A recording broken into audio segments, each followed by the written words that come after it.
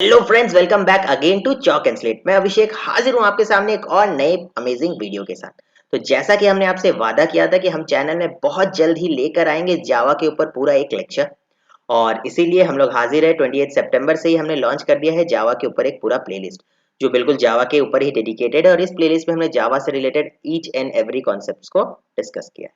तो इस पे ऑलरेडी 3 वीडियोस आ चुके हैं। पहले वाले वीडियो में हमने सीखा था कि प्रोग्रामिंग लैंग्वेज होता क्या है।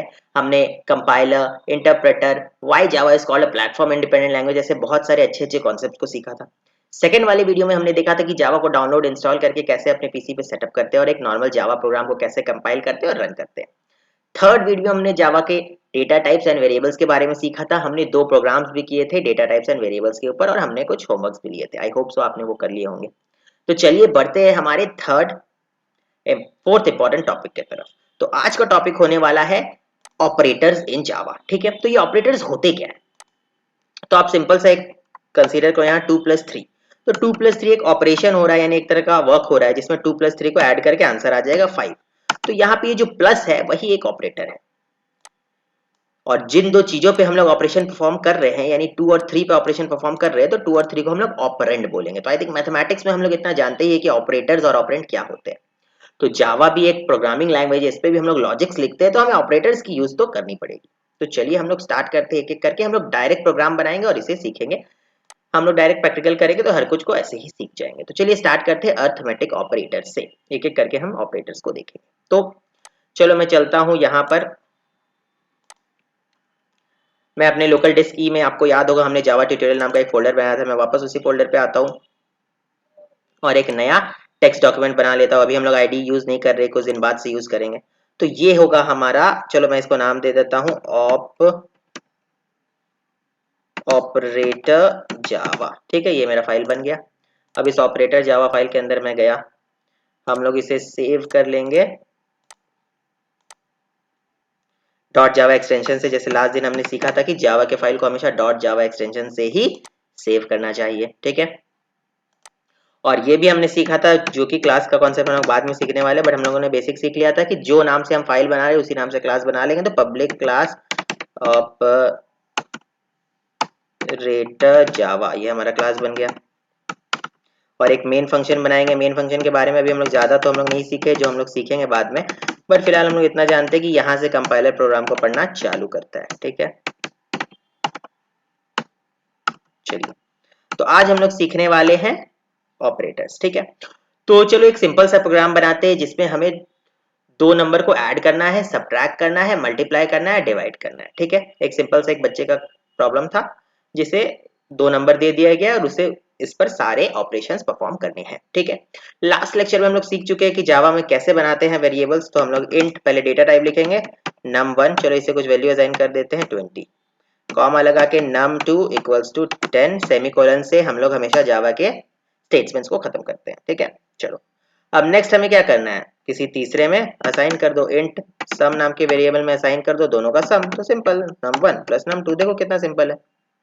तो अब यहाँ पे ध्यान दो, ये जो प्लस है यही तो एक अर्थमेटिक ऑपरेटर है। ठीक है, तो बस वैसे ही अब जैसे ये एक अर्थमेटिक ऑपरेटर है, वैसे अर्थमेटिक ऑपरेटर्स मैथमेटिक्स में हमने पढ़ी है ना, क्या क्या होते हैं। एक सब्ट्रैक्शन का भी होता है,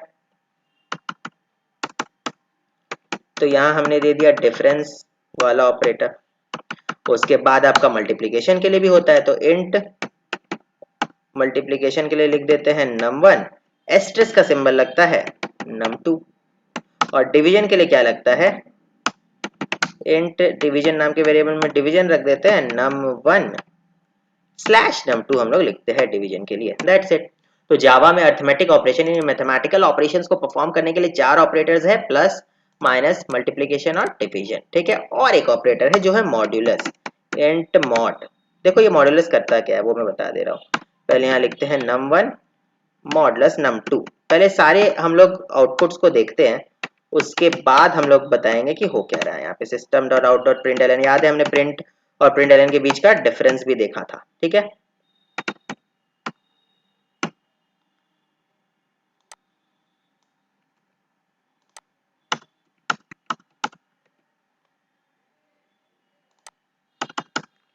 तो यहाँ हमने किया डिफरेंस, फिर यहाँ पे हमने किया मल्टीप्लिकेशन, यहाँ पे किया हमने डिवीजन और यहाँ पे किया हमने मॉड्यूलस। ठीक है, चलो अब इसे सेव करते हैं, इसे रन करते हैं। रन करने के लिए क्या करना है, हम लोग ये जो प्रोग्राम है इसको CMD में खोलते हैं। अपना जावा ट्यूटोरियल के अंदर गए, इस फोल्डर को CMD में खोला। अब इसे हम लोग कंपाइल करेंगे। तो Java C operator Java dot Java file को हमने कंपाइल कर दिया। अगर कोई एरर नहीं होगा तो ये चल जाएगा, नॉर्मल कंपाइल हो जाएगा, और अगर कुछ एरर आया तो कंपाइलर दे देगा इशू। अच्छा, एक चीज और नोटिस करो, यहाँ पे पहले सिर्फ ऑपरेटर जावा था, बट जैसे ही मैंने इसे कंपाइल किया ये डॉट क्लास फाइल यानी बाइट कोड बन गया। ये मैंने आप लोग को लास्ट डे सिखाया था। अब यहाँ पे चलाते हैं जावा ऑपरेटर जावा, इसे चलाते हैं। तो अब आउटपुट देखना, 30 10 20 2 और 200 2 और 0। चलो देखो क्या हो रहा है। पहला वाला मैंने प्रिंट किया है सम को, तो यहाँ पे सम को प्रिंट कर दिया 30। 20 प्लस 10, देखो 20 प्लस 10 कितना होगा, 30 होगा, तो वो यहाँ पे प्रिंट हो गया है ना। तो ये तो बहुत सिंपल सी बात थी। दूसरे वाले में मैंने डिफरेंस यानी सब्ट्रैक्शन को प्रिंट किया है, तो 20 माइनस 10 10 होगा। ठीक है, फिर मैंने मल्टीप्लीकेशन को किया है तो 200 प्रिंट हुआ, वेरी इजी। डिवीजन को किया है तो 20 डिवाइडेड बाय 10, तो क्या आएगा, क्वोशिएंट कितना आएगा, 2, दो बार में जाता है तो 2 प्रिंट होगा। ये मॉडुलस का क्या काम है, मॉडुलस हमेशा रिमाइंडर रिटर्न करता है। जैसे 20 डिवाइडेड बाय 10 तो रिमाइंडर कितना बचा, क्वोशिएंट आया 2, रिमाइंडर तो 0 बचा ना, तो इसलिए इसने 0 रिटर्न कर दिया। ठीक है, वेरी सिंपल। अगर यहाँ पे मान लो कुछ और रहता, लाइक यहाँ पे 11 रहता, तो उस केस में ये बिल्कुल बदल जाता। उस केस में देखो, चलो अब हम लोग 11 लिख के एक बार कंपाइल कर देते हैं जल्दी से।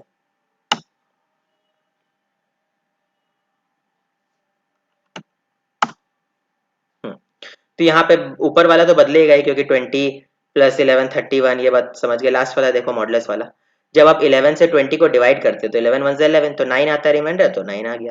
तो बस यहाँ पे मॉडुलस ही एक अलग से जानने लायक था कि इसमें रिमाइंडर प्रिंट करता है। चलो, सेकंड है हमारा असाइनमेंट ऑपरेटर। ये असाइनमेंट ऑपरेटर क्या है, इसे ध्यान से देखते हैं। अब इसके ऊपर उसी प्रोग्राम में थोड़ा मॉडिफिकेशन कर लेते हैं। ठीक है, चलो इस पे हम लोग क्या करते हैं, ये सबको हटाओ।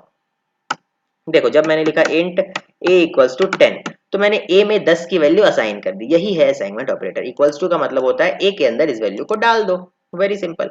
ये हम लोग ऐसा भी पहले भी डायरेक्ट यूज कर ही चुके हैं। तो नाम जानो कि इसी को असाइनमेंट ऑपरेटर कहते हैं, या मत भी जानो तो चलेगा, आपको मेन प्रोग्राम बनाना है। System dot out dot print A कर दो, है ना। तो ये हमने a में ये वैल्यू असाइन कर दी और उसे प्रिंट कर दिया, वेरी गुड। अच्छा, अब असाइनमेंट ऑपरेटर के थोड़े थोड़े शॉर्ट एंड वाले तरीके भी होते हैं। वो क्या होते हैं, पहले ध्यान से देखो। अगर मैं लिख दूं ऐसे a equals to a plus 20, तो इसमें कोई गड़बड़ नहीं है। a equals to a plus 20 करता हूँ और उसके बाद a को प्रिंट कर देता हूँ। चलो ये प्रोग्राम को देखते हैं। सबसे पहले हमने a में वैल्यू 10 दी, उसे प्रिंट किया। फिर उसी a में 10 और जोड़ दिया, यानी 10 प्लस 20 30 हो जाएगा, और उसे प्रिंट कर दिया। अब देखो यहाँ पे क्या आउटपुट आता है आपका। इसे थोड़ा क्लियर करो।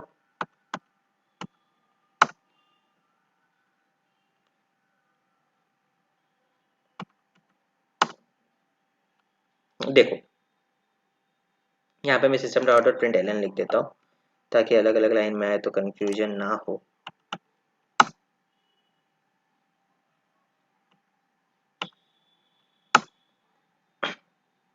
तो देखिए, यहाँ पे मेरा a का वैल्यू 10 था तो 10 प्रिंट हो गया। दूसरे वाले में मैंने a में कितना असाइन किया, a में a प्लस 20 असाइन कर दिया, इसलिए वैल्यू 30 आ गया। ठीक है, तो ये असाइनमेंट ऑपरेटर से हम लोग बस वैल्यू असाइन कर सकते हैं किसी वेरिएबल में।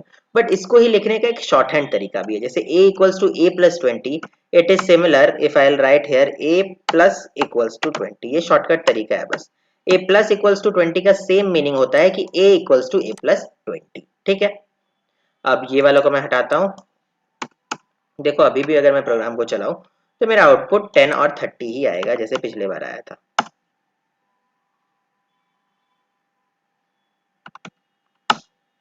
देखो 10 और 30 आया। तो a प्लस इक्वल्स टू 20 का मतलब होता है a equals to a plus 20। तो बस ये एक शॉर्ट हैंड है। प्लस इक्वल्स टू ऐसे माइनस इक्वल्स टू भी हो जाता है, उसका मतलब हो जाएगा a equals to a minus 20। Multiplication equals to का मतलब हो जाएगा a equals to a into 20। Division equals to का भी a equals to a divided by 20, और मॉडुलस में भी a equals to a mod 20। ठीक है ना।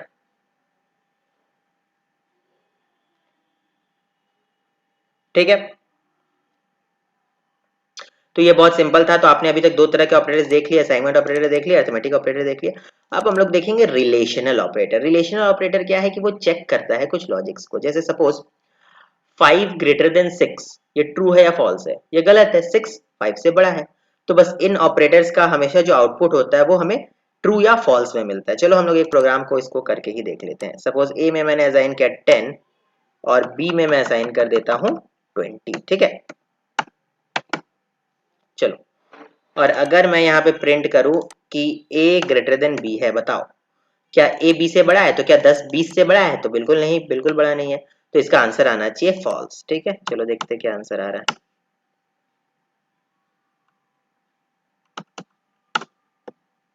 देखो आंसर आया फॉल्स, बिल्कुल सही। क्योंकि हमने जब ये ऑपरेटर लगाया तो कंपाइलर ने समझ लिया कि अच्छा मुझे कोई रिलेशनल चेक करना है और आउटपुट देना है। तो यहाँ पे चेक किया कि a 10 है, b 20 है, तो a ग्रेटर देन b है और ये फॉल्स है, इसलिए फॉल्स रिटर्न किया। अगर इसको उल्टा कर दे तो ट्रू रिटर्न करेगा।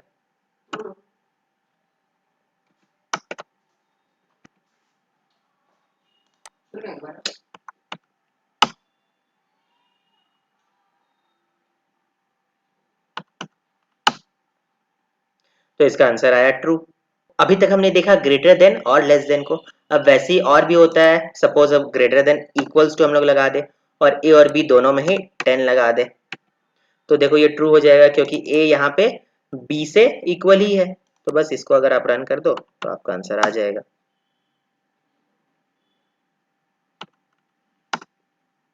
देखो ट्रू आया है ना। अगर आप इसमें चाहो तो क्या ए बी के नॉट इक्वल है? तो नहीं, यहाँ पे तो इक्वल है ए बी के, तो नॉट इक्वल भी लगा सकते हो, ये इसका मतलब नॉट होता है। तो अगर आप यहाँ पे अब चलाओ प्रोग्राम को,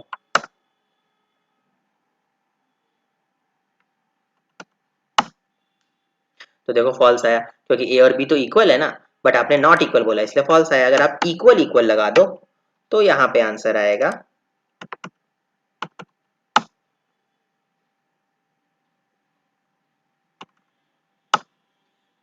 ट्रू, ठीक है। तो आप एक चीज और देख सकते हो, जब हम लोग अर्थमेटिक ऑपरेटर्स असाइनमेंट ऑपरेटर पर रहे थे तब हमने इक्वल्स टू देखा था। खाली इक्वल्स टू का मतलब होता है किसी चीज में किसी वैल्यू को असाइन करना, जैसे a इक्वल्स टू 10 यानी a में 10 देना। बट अगर मैं a इक्वल इक्वल 10 लिख रहा हूं तब मैं चेक कर रहा हूं क्या a 10 है। तो यही डिफरेंस होता है a खाली इक्वल्स का और डबल इक्वल्स का, तो ये हमेशा ध्यान रखना। तो अभी तक हमने 3 ऑपरेटर्स देख लिए, assignment operators, arithmetic operator, relational operator, ठीक है। अभी हम लोग देखेंगे काफी अच्छा और इंपॉर्टेंट ऑपरेटर जो है यूनरी ऑपरेटर, ठीक है। चलो देखते हैं। इसमें मेरी बात ध्यान से सुनना, पहले थोड़ा सा थ्योरी सुन लो, उसके बाद इसका हम लोग प्रैक्टिकल देखते हैं। देखो जैसे सपोज करो, अभी ऐसे नॉर्मली समझो, मान लो मैंने ऐसे ही हम लोग यहाँ पे लिखते हैं कि मैंने a का वैल्यू दे दिया है 10, ठीक है, और b का वैल्यू दे दिया है 20, ठीक है। अगर अब आपको कोई बोल दे c equals to a plus b, तो आप लोग क्या बोलोगे? इसका आंसर क्या होगा? 30, है ना। c equals to a plus b बोलने पे आप लोग आंसर बोलोगे कि 30 होगा, 10 प्लस 20, ठीक है। चलो अच्छा, अब एक चीज ध्यान दो कि अगर यूनरी ऑपरेटर्स में क्या होता है, एक ही ऑपरेंड होते हैं। ये यूनरी ऑपरेटर मतलब यूनरी मतलब 1। अभी तक के ऑपरेटर्स में हमने दो ऑपरेंड्स देखे थे ना, जैसे 5 प्लस 4, इसमें दो ऑपरेंड्स है, एक 5 एक 4, ठीक है। यूनरी ऑपरेंड मतलब एक, यूनरी ऑपरेटर मतलब एक ही ऑपरेंड। तो यहाँ पे सपोज ए मेरा एक यूनरी, अब इस पे मैं यूनरी ऑपरेटर लगाऊं तो वो क्या लगाऊंगा? Plus plus. प्लस प्लस का मतलब होता है ए के वैल्यू को एक बढ़ा दो। तो ये प्लस प्लस मैं बाद में भी लगा सकता हूं या पहले भी लगा सकता हूं। पहले प्लस प्लस लगा दिया तो प्रीफिक्स, और बाद में लगा दिया तो पोस्टफिक्स, ठीक है। चलो, तो ये बाद में लगाया हुआ प्लस प्लस और या फिर पहले लगाए हुए प्लस प्लस में कुछ अंतर होता है, ठीक है। और ये प्लस प्लस का मतलब क्या होता है? तो प्लस प्लस का मतलब यही होता है कि ये वैल्यू को एक बढ़ा देगा। चलो ये भी पहले देख लेते हैं, उसके बाद हम लोग प्लस प्लस ए और ए प्लस प्लस के बीच का अंतर देखेंगे, ठीक है। तो फिलहाल सपोज मैं लिख रहा हूं इंट a इक्वल्स टू 10 और यहाँ पे मैं system dot out dot print कर दे रहा हूँ a प्लस प्लस, ठीक है।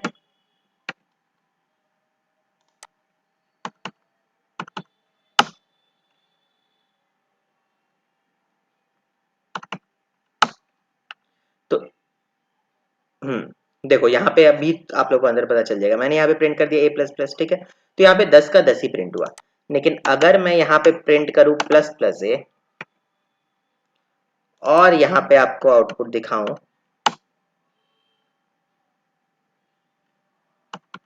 तो देखना आंसर क्या आता है। देखो आंसर 11 है। तो क्या इसका मतलब क्या होता है कि मैं प्लस प्लस ए लिखूं तो वो 11 बन जाएगा और ए प्लस प्लस लिखूं तो वो 11 नहीं बनेगा? नहीं, ऐसा नहीं है। फिर से देखना, मैंने क्या किया, ए की वैल्यू को 10 असाइन किया और यहाँ पे प्लस प्लस ए लिख दिया। और प्लस प्लस का मतलब होता है वैल्यू को एक बढ़ा दो। सिमिलरली माइनस माइनस का मतलब होता है वैल्यू को एक घटा दो। ठीक है, तो मैंने ए के आगे प्लस प्लस लगाया और जैसे ही मैंने प्रिंट किया तो 10 का वैल्यू एक बढ़कर 11 हो गया। ठीक है, अब मैं यही प्लस प्लस को जब बाद में लगा रहा हूं तो उस समय तो वैल्यू बढ़ के 11 नहीं हो रहा है, आई मीन प्रिंट तो नहीं हो रहा है वैल्यू। देखो यहाँ पे मैंने ऐसे किया, अब यहाँ पे मैं देखूं तो देखो वैल्यू 10 ही प्रिंट होगा। ऐसा क्यों? तो क्या ए का वैल्यू इस केस में नहीं बढ़ा? जब मैंने प्लस प्लस ए किया था तो ए का वैल्यू बढ़कर 11 हो गया था। तो क्या इस केस में ए का वैल्यू नहीं बढ़ा? तो नहीं, गलत जवाब, वो बढ़ चुका है। अब देखो मैं नेक्स्ट लाइन में प्रिंट करता हूँ, system dot out dot print.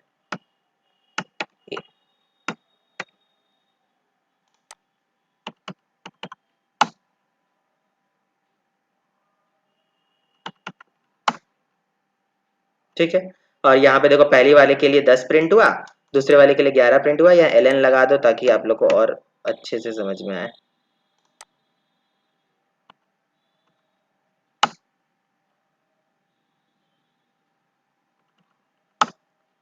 देखो ए का वैल्यू 10 और 11 प्रिंट हुआ। जैसे मैंने ए प्लस प्लस प्रिंट किया था उस समय 10 ही प्रिंट हुआ, पर बाद में 11 प्रिंट हुआ। तो ये हो क्या रहा है? ये अजीब ही कंफ्यूजन है। असल में ये प्लस प्लस ए और ए प्लस प्लस के बीच में अंतर क्या है? जब हमने प्लस प्लस ए किया और प्रिंट किया तो वो डायरेक्ट 11 प्रिंट कर दे रहा है, बट जब हमने ए प्लस प्लस किया तो वो फर्स्ट लाइन में 11 तो नहीं बट सेकेंड लाइन में 11 प्रिंट कर रहा है। तो असल में हो क्या रहा है? तो मेरी बात अब ध्यान से सुनो। देखो, आप चाहे प्लस प्लस ए करो, ठीक है, चाहे आप प्लस प्लस ए करो या फिर आप ए प्लस प्लस करो, दोनों ही केसेस में ए का वैल्यू विल इंक्रीज बाय 1। ठीक है, इंक्रीज बाय 1, दोनों ही केसेस में ए की वैल्यू 1 से तो बढ़ेगी। ठीक है, ऐसा नहीं है कि प्लस प्लस ए में वैल्यू बढ़ जाती है और ए प्लस प्लस में नहीं बढ़ती, नहीं, दोनों में ही ए का वैल्यू बढ़ेगा। पहले 10 था तो 11 तो होगा ही। ठीक है, लेकिन बस एक छोटा सा अंतर है। प्लस प्लस ए में क्या होता है कि पहले वैल्यू बढ़ जाता है उसके बाद ही कोई ऑपरेशन होता है। ए प्लस प्लस में होता है कि पहले जो ऑपरेशन हो रहा है वो हो जाता है, उसके बाद वैल्यू बढ़ता है। जैसे कि सपोज आप फिर से वो एग्जांपल देखो, अब ये बात समझ में आ जाएगी। जैसे मैंने a इक्वल्स टू 10 लिखा और मैंने लिखा था प्लस प्लस ए। ठीक है, तो यहाँ पे क्या किया, जैसे ही मैंने प्लस प्लस ए लिखा तो इसने वैल्यू बढ़ा दिया, उसके बाद प्रिंट किया। देखो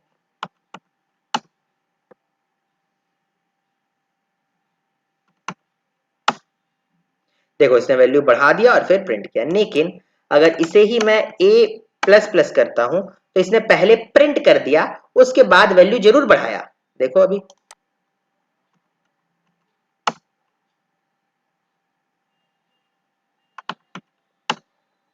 देखो, इसने पहले प्रिंट कर दिया और इनिशियली जब उसने प्रिंट किया तब a का वैल्यू 10 ही था, तो इसीलिए इसका वैल्यू 10 आया। लेकिन अब इसने प्रिंट करने के बाद वैल्यू बढ़ा दिया है, इसलिए मैं नेक्स्ट लाइन में जब इसे प्रिंट कर रहा हूं, system dot out dot print कर रहा हूं, अब a को प्रिंट करूंगा तो देखो इसका वैल्यू 11 आएगा। एक बार 10 आएगा जो पिछले वाले के लिए था, थोड़ा क्लियर कर देता हूं, और दूसरे वाले के लिए 11 आएगा।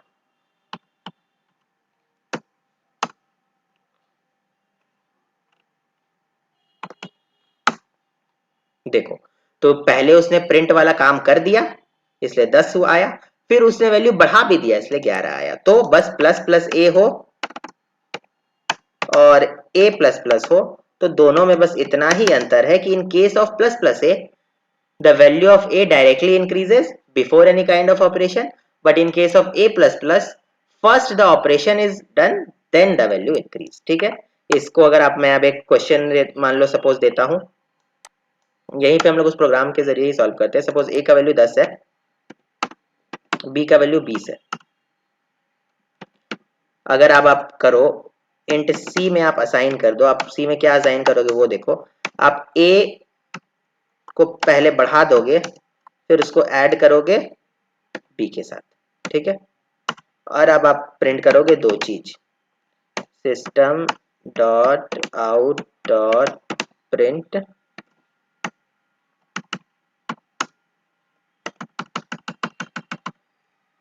ए का वैल्यू क्या है वो देख रहे हो, और system dot out dot print C का वैल्यू क्या है वो देख रहे हो, और ये भी देख लो कि बी का वैल्यू क्या है, वो तो अभी हमने चेंज नहीं किया है। चलो, तो अब इसे हम लोग प्रिंट का इस प्रोग्राम को चलाते हैं, ठीक है। और वो आउटपुट क्यों आया वो समझते हैं। अच्छा, एल एन लगा दो वरना थोड़ा कंफ्यूजन रह जाता है, बिकॉज वो सट सट के आ जाता है।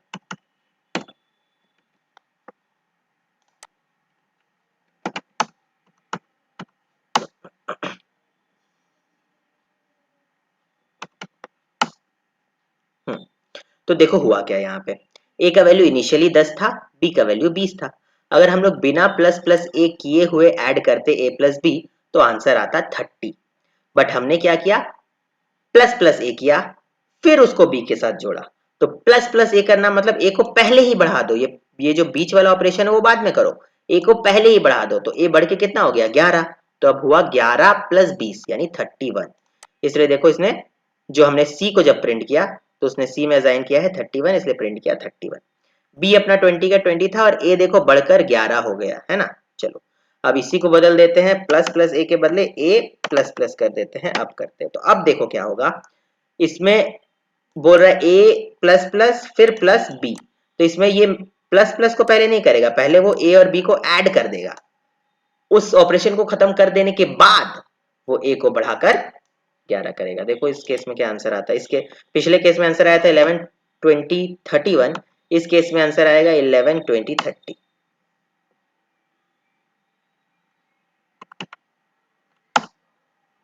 है ना, देखो 11 20 30। तो इस केस में उसने क्या किया, ए और बी के बीच में जो मेन ऑपरेशन है प्लस का वो पहले किया, बाद में ए को इंक्रीमेंट किया, ठीक है, इसलिए ये पोस्ट इंक्रीमेंट है। और इससे पहले वाले में क्या हो रहा था कि इसने प्लस प्लस ए लिख दिया था, तो ए को पहले ही बढ़ा लिया, उसके बाद ए और बी के बीच में जो ऐड का ऑपरेशन है वो परफॉर्म किया, ठीक है। तो दैट्स इट, ये बहुत इंपॉर्टेंट कॉन्सेप्ट था, इसलिए इसे ध्यान से रखना है, छोटा सा कॉन्सेप्ट है बस बहुत इंपॉर्टेंट है।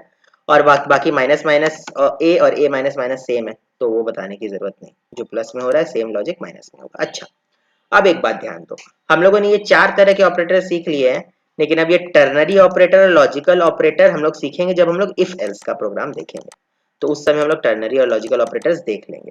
और ये बिटवाइज और शिफ्ट ऑपरेटर भी हम लोग बाद में देख लेंगे। तो जो मेन चारों इंपॉर्टेंट ऑपरेटर है जिसपे हम लोग अभी नॉर्मल छोटा मोटा प्रोग्राम बनाएंगे वो हमने पहले देखा है, और ये टर्नरी लॉजिकल ऑपरेटर हम लोग इफ एल्स के कंडीशन के टाइम पे देख लेंगे।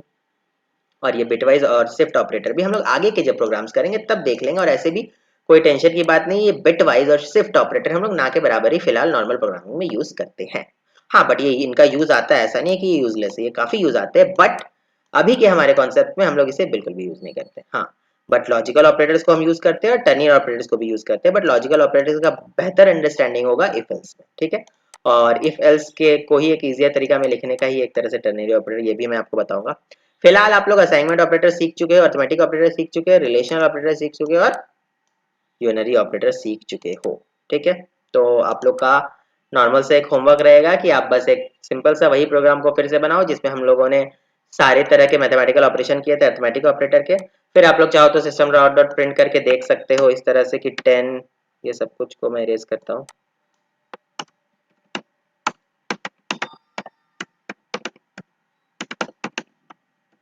जैसे 10 ग्रेटर देन 20, है ना।